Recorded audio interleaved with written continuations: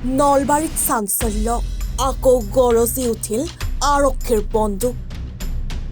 নলবাৰীৰ মুকালমুৱাৰ চাঞ্চল্যকৰ ডকাইতি কাণ্ডত জড়িত হামিদ আলী পলায়নৰ চেষ্টা কৰোঁতে আৰক্ষীৰ এনকাউণ্টাৰ নলবাৰীৰ মুকালমুৱাত নিশা গৰজি উঠিল আৰক্ষীৰ বন্দুক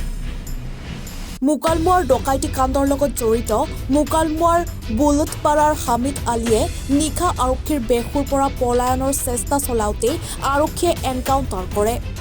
বৰ্তমান ডকাইত হামিদ আলীক জিএমচিএইচলৈ প্ৰেৰণ কৰা হৈছে বুলি জানিব পৰা গৈছে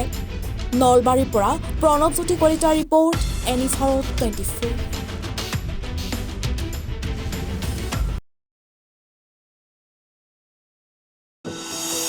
এনিভাৰত 24ৰ প্ৰথম প্ৰয়াস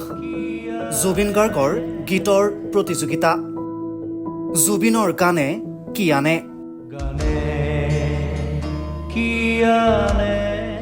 অডিশ্যনৰ বাবে যোগাযোগ কৰক 8638661821 আৰু